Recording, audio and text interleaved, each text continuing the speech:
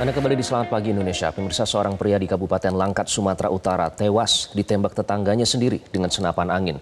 Penembakan dipicu karena pelaku kesal karena ditegur berisik oleh korban. Ariandi, warga desa Perlis, Kecamatan Berandan Barat, Kabupaten Langkat, Sumatera Utara tewas usai ditembak tetangganya AH dengan menggunakan senapan angin. Peristiwa itu berawal dari pelaku yang cekcok dengan istrinya hingga menimbulkan kegaduhan. Korban yang anaknya sedang sakit dan membutuhkan istirahat mencoba melerai kegaduhan tersebut, namun pelaku tidak terima dan langsung mengancam korban akan menembaknya jika ikut campur urusan keluarganya. Dan setelah benar-benar ditembak, korban sempat dilarikan ke rumah sakit, namun meninggal dunia pada saat dalam perjalanan.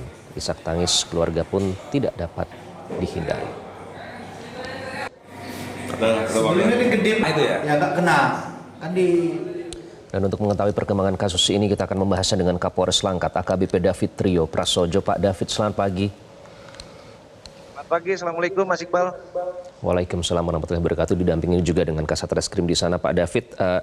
Pertanyaan saya, bagaimana caranya pelaku ini mendapatkan senapan angin, Pak? Itu kan warga biasa ya? Betul. Dari hasil pendalaman dan pemeriksaan yang kami lakukan, tersangka AH ini ternyata bekerja sebagai penjaga tambak di dusun sebelahnya. Jadi dia bekerja dengan kawannya berinisial SY alias Om, dan senapan angin ini milik SY alias Om. Nah, ini ditaruh di tempat kerja di tambak tersebut dan ini diambil oleh tersangka untuk kemudian dibawa pulang ke rumah dan sesaat kemudian bergerak ke rumah korban kemudian melaksanakan aksi. Tapi hanya teman ya, Pak? Pelaku sendiri bukan pekerja tambang itu ya? Pelaku pekerja melakukan pengamanan di tambak tersebut, bekerja kepada temannya itu si SY alias Om tersebut. Oke. Lalu kronologisnya bagaimana, Pak? Sesungguhnya yang terjadi hingga akhirnya korban itu ditembak oleh pelaku dengan senapan angin itu. Sebelumnya awalnya dapat saya jelaskan, Mas Iqbal. Jadi sebelumnya si istri pelaku ini cekcok dengan tetangga sebelahnya. Tak lama kemudian sang suami alias pelaku ini pulang ke rumah, mendengar percekcokan tersebut. Kemudian terjadi percekcokan lanjutan antara pelaku dengan istri pelaku. Nah, disinilah yang dianggap oleh korban menimbulkan kegaduhan dan kebisingan yang mengganggu istirahat dari anak yang paling kecil, anaknya si korban umur 4 tahun, kebetulan sedang sakit dan menderita autis juga. Ini yang membuat si korban keluar dari rumah, kemudian datang ke tempatnya pelaku dan melakukan peneguran. Nah, peneguran ini ternyata tidak dianggap membuat kesal si pelaku sehingga pelaku mengeluarkan kata-kata kotor dan cacian serta menyampaikan bahwasannya saya akan ambil senjata atau senapan, saya akan tembak kamu. Nah, setelah itu ternyata tak lama berselang ya kurang lebih 1-2 jam lah. Memang ternyata pelaku ini keluar dari rumahnya dan kita ketahui pada akhirnya dia datang ke tempat kerjanya untuk mengambil senapan angin. Jenisnya MH Sport kaliber 4,5, kemudian bergerak dari tempat kerjanya itu tempat pengamanan tambak ke rumah. Dan setelah sampai rumah pelaku langsung ke rumah korban karena tidak jauh dari sana dan meminta pelaku untuk keluar dari rumah. Padahal keluarga korban yang ada di situ sudah menenangkan pelaku untuk tidak melakukan hal ini. Tapi tidak lama kemudian korban keluar dari rumah dengan tanpa busana bagian atas. Kemudian disampaikan oleh korban, turunkan senjatamu. Memang pada waktu itu diturunkan senjatanya. Namun tidak lama kemudian tiba-tiba mengangkat senjatanya kembali kemudian meletuskan sebanyak 2 kali letusan. Letusan pertama itu mengenai dada sebelah kiri yang pada pendalaman kami ternyata tembus ke paru-paru, yang satu lagi memang tidak kena.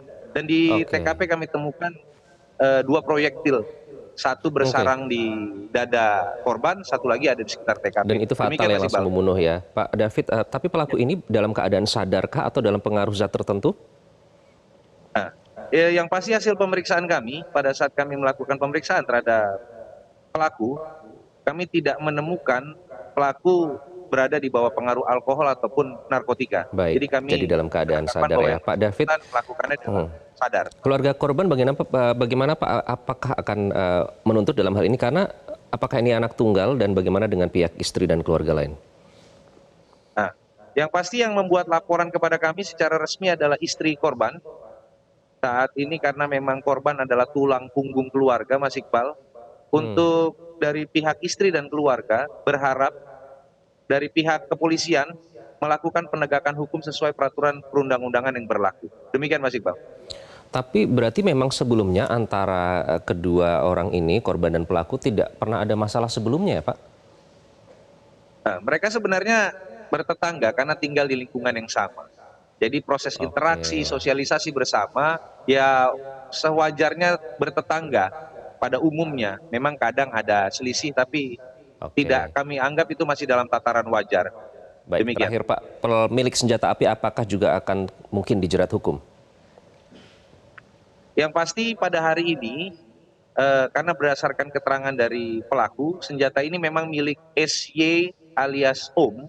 Kami akan lakukan pemeriksaan, rencananya pada hari ini kami panggil SY alias Om, tapi statusnya masih saksi. Kami akan perdalam tentang kepemilikan senjata, senapan angin, Mas, saya ulang. Tentang kepemilikan senapan angin tersebut.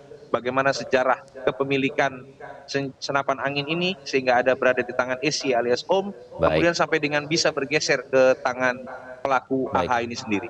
Kita nantikan perkembangannya ya Pak ya. Terima kasih Pak David sudah bergabung langsung dari Langkat, Sumatera Utara. Sama-sama, Mas Iqbal. Terima kasih banyak.